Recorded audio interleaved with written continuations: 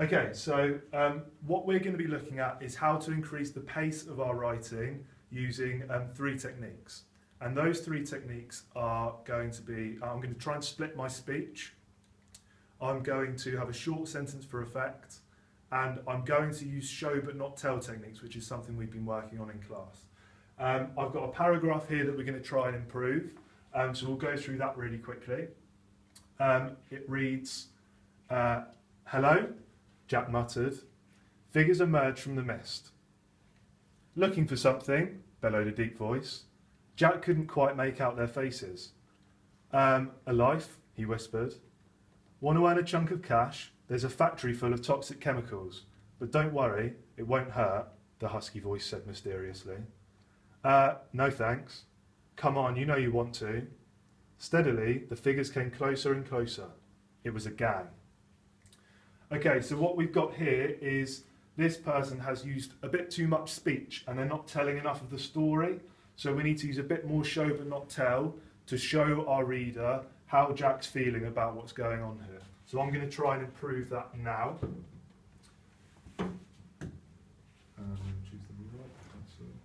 Okay, I'm going to start off with my speech. Wanna earn some cash.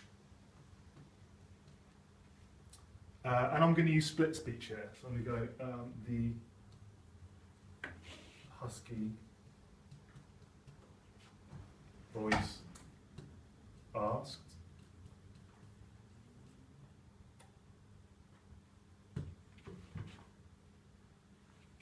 Oh, that's going to be a comma.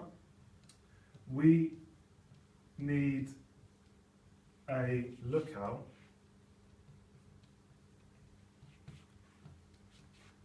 and you're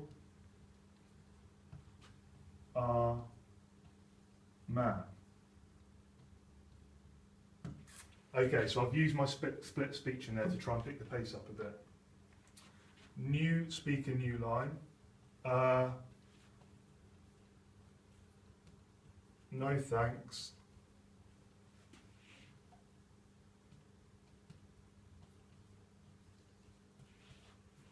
Jack replied.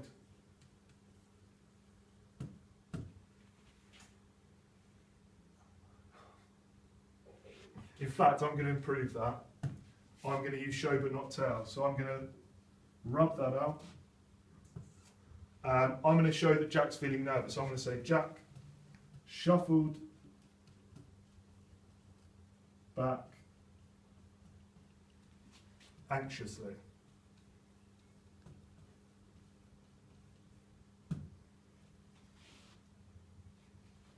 Steadily,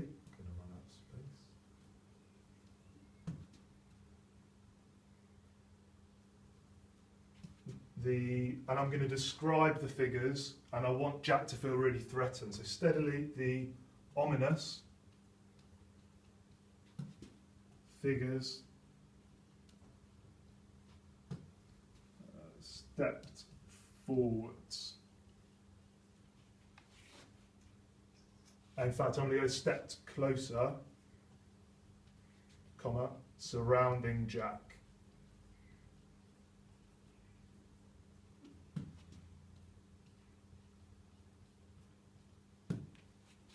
Okay, I now am going to move on to more speech. So, shall I go on to a new page, Mr. Crozier? Can do. I think there's a way of extending the page. I'm not sure how. I wonder if I can do this. No. Okay, I'm going to go on to a new page. So I've got my speech here again. Come on. You know you want to full stop. Okay, now I've already had quite a bit of speech, so I want to show but not tell my reader how Jack's feeling. So I'm going to say, Jack could not repress a shudder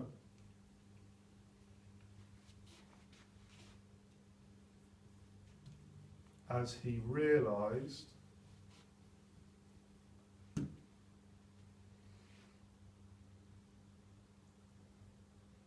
that standing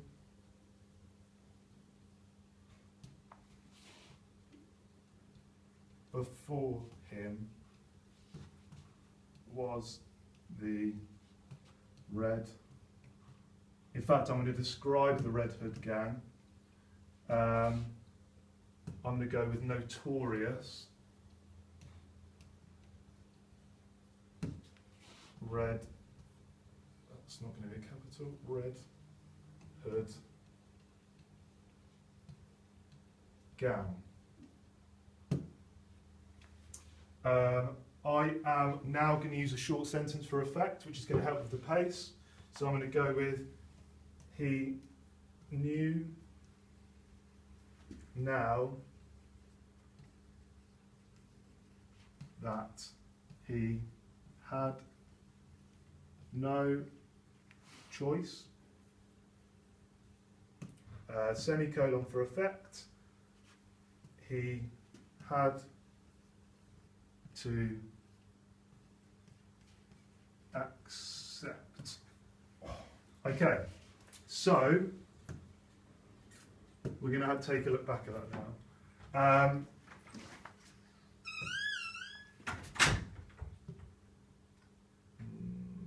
That one. Okay, we'll see if we've got these 3 techniques in here.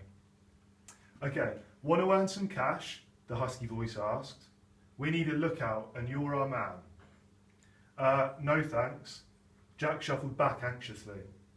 Steadily, the ominous figures stepped closer, surrounding Jack. Come on, you know you want to.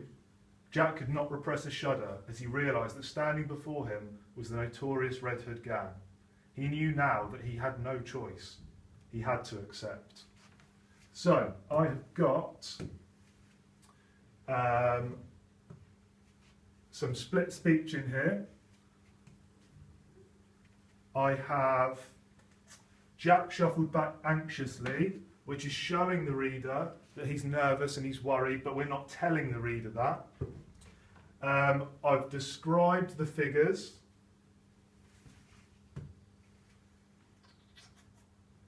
I've magpied could not repress a shudder from that text we looked at earlier on in the year. I've described the gang, and I have right at the end my short sentence for effect. Now, when we come in tomorrow, these are the 3 techniques that I would like everyone to look at in their next paragraph when Jack meets the Red Hood gang. Thank you all.